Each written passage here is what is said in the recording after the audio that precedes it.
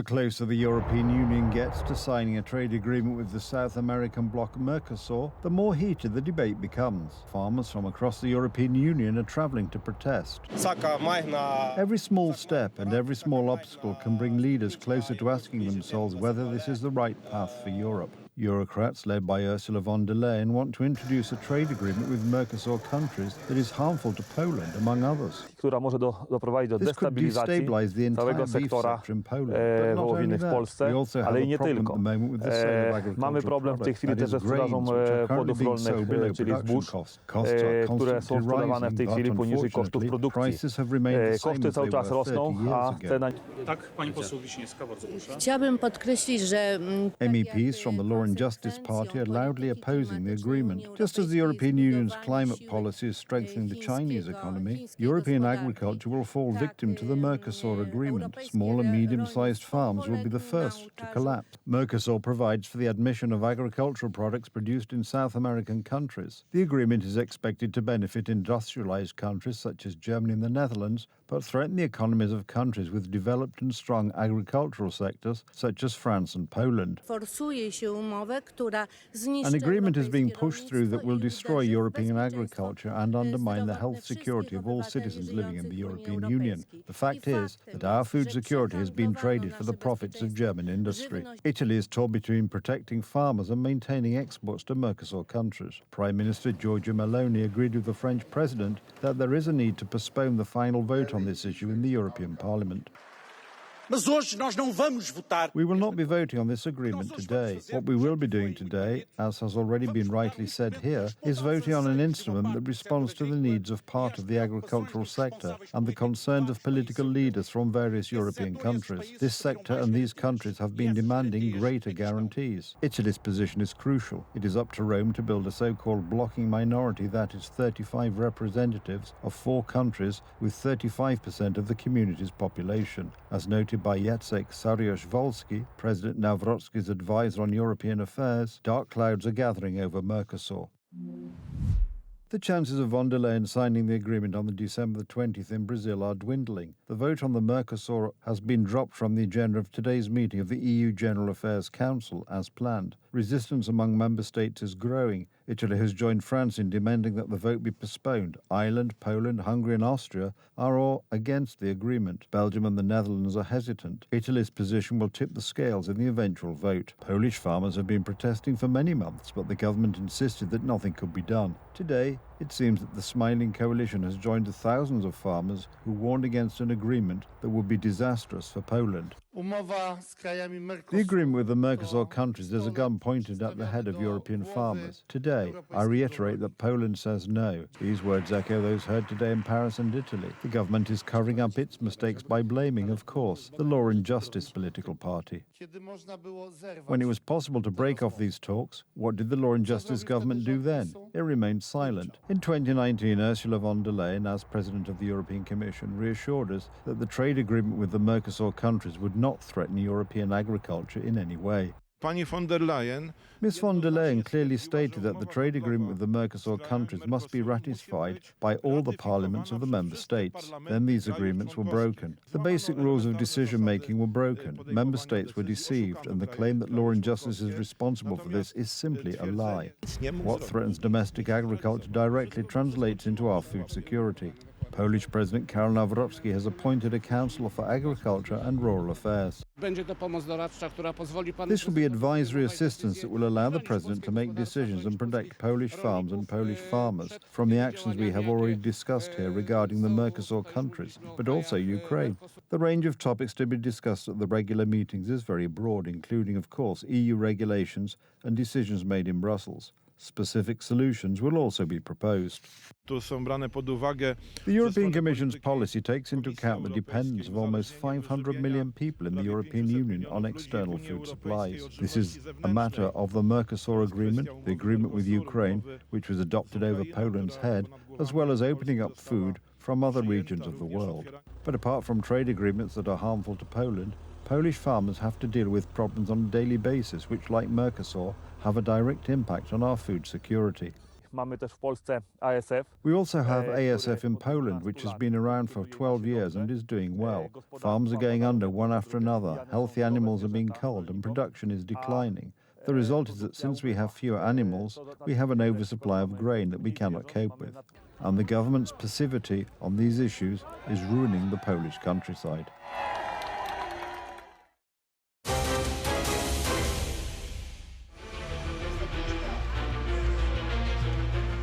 Donald Trump sent his peace negotiators to Berlin for talks so that European politicians would finally take the issue of security and peace negotiations seriously. And that is what happened.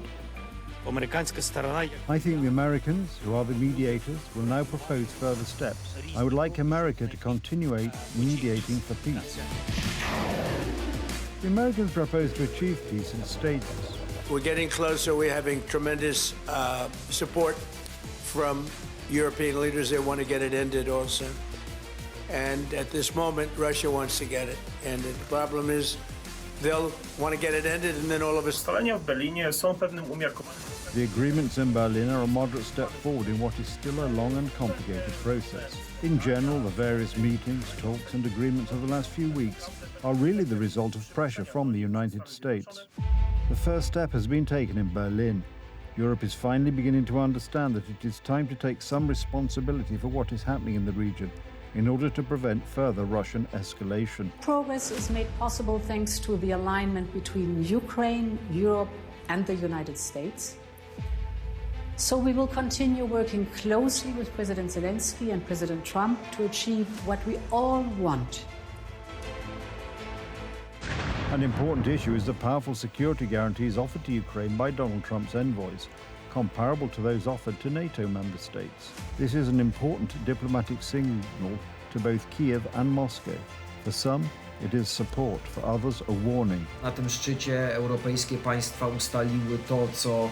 At this summit, European countries agreed on what is in Ukraine's interests. First, 800,000 Ukrainian soldiers would remain in the force. The United States was selected as the main verifier of a possible ceasefire, and there was also talk of international forces.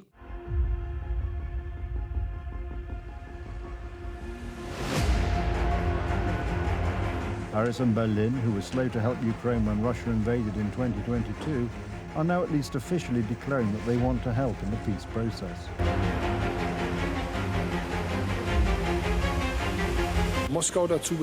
We want to put pressure on Moscow to stop playing for time and cooperate on a ceasefire. We Europeans will put pressure on Russia. For Ukraine, exhausted by the struggle for sovereignty, especially for civilians bombed every day, European unity and American support offer hope that peace is achievable, even if it is only a slim chance, as the Kremlin has already rejected the Berlin Agreement. Given the rumours coming from the Kremlin, which are by no means reassuring, one may have doubts as to whether this peace plan can succeed. But the Finnish authorities warn against trusting the Kremlin. The Finnish Prime Minister believes that Russia will not give up its imperial ambitions, that even their troops at NATO's borders must be taken into account. The Finnish president advises that Allied cooperation should be strengthened now. For Europe and European security, because it touches upon issues linked to the EU and to NATO. And then thirdly, it's also key, and we should not... Because Russia only understands the language of force, and it continues to speak that language on the Ukrainian front.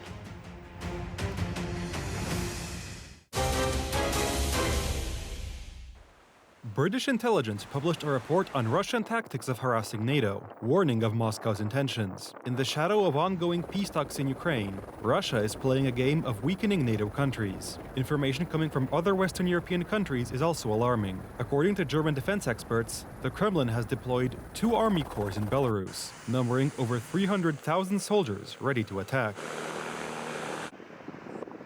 Where sanctions fail, drones help. The Ukrainians have begun a new phase of putting pressure on Russian raw materials.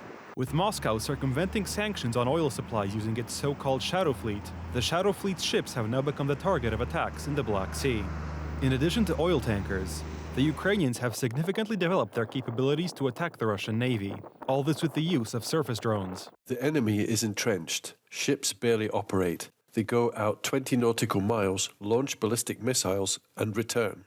They constantly hide. And in a way, that's also a result of our unit, because you can imagine the cost of maintaining a fleet that cannot operate at sea. What's more, not even those ships hiding in Russian ports are completely safe. In recent days, there was a daring operation by the Ukrainian intelligence, which sank a Kilo-class submarine anchored in the port of Novorossiysk. Kyiv is linking its actions to political decisions in Brussels. There has also been a bureaucratic awakening there. The fact is that sanctions in many areas were ineffectual and hardly enforced. Now, at least in the fight against Russian oil, the European Union is announcing an offensive. Russia's shadow fleet remains its cash lifeline, and we are cutting it. So today we sanctioned several individuals linked to Rosneft and Lukoil, as well as shipping companies. Also additional 40 vessels to the sanctions list.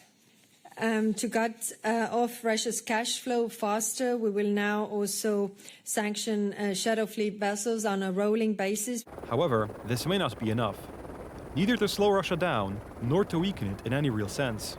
London is warning the world of the growing threat from the Kremlin, regardless of whether or not the war in Ukraine can be brought to an end. Alongside the grinding war, Russia is testing us in the grey zone with tactics that are just below the threshold of war. It's important to understand their attempts to bully, fearmonger and manipulate because it affects us all. I'm talking about cyber attacks on critical infrastructure, drones buzzing, airports and bases, aggressive activity in our seas above and below the waves. What's worse, the Russians are not hiding their intentions at all. Analysts observing the situation in the immediate vicinity of NATO's eastern flank can clearly see that Moscow is not wasting any time and is preparing for a major confrontation with the NATO alliance. German politicians claim that over 300,000 troops have already been deployed in Belarus. The export of chaos is a feature, not a bug, in this Russian approach to international engagement. And we should be ready for this to continue until Putin is forced to change his calculus. For this to happen, the Kremlin must know it will not win through diplomacy or intimidation. To this end, regardless of the situation in Ukraine, the countries on the eastern flank must strengthen their alliances at all costs, both with each other and with the USA.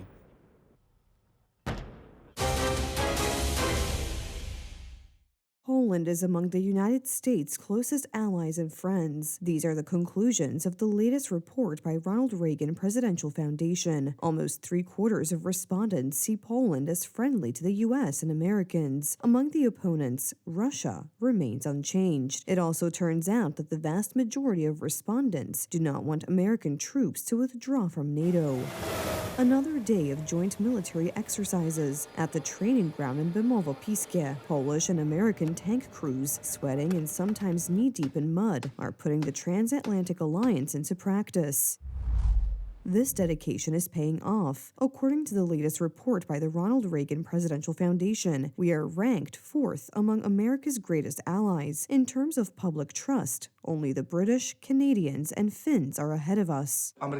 Americans have a very warm attitude towards Poles. Americans always speak very warmly about what Poland did during the founding of their country, during the American Revolution, in the times of Kościuszko and Pułaski. Poland as a country of success, but also of attachment to values and tight borders. This is the image that is increasingly emerging in the minds of Americans. This assessment comes as no surprise to Valdi, known to our viewers from the morning show We're Getting Up. In his opinion, Poles, not only in Florida, have enjoyed great recognition and respect for years. Americans associate Poles with hardworking and loyal people. Does Poland's 4th place among U.S. allies surprise me? Absolutely not. After all, it is the result of consistency, investment in security, and real partnership. Poland's response to Russia's invasion of Ukraine also influenced this assessment. Our country not only took in hundreds of thousands of refugees and provided military support to the Ukrainians fighting, but also significantly strengthened its military potential by purchasing the latest weapons, mainly from the United States. We have never tried to freeload off NATO. That is, if Poland committed to spending a a certain amount of its GDP on armaments, we spent that amount, and we even took the initiative to spend more. What we see in public opinion polls translates into policy. During his recent visit to the White House, Polish President Karol Nawrocki obtained an important declaration from U.S. President Donald Trump that American troops would not be withdrawn from Poland. We'll put more there if they want, but they've long wanted to have a larger presence. We have some countries that have more, not too many, but no, they'll be staying in Poland. We're very much aligned with Poland. What Poles and Americans have in common is their attitude towards Russia. Nearly 80% of respondents on the other side of the Atlantic believe that Russians are the greatest enemies of the United States, followed by Iranians and Chinese. And here again, Poland, which for years has pursued a zero-reset policy with Moscow, wins sympathy.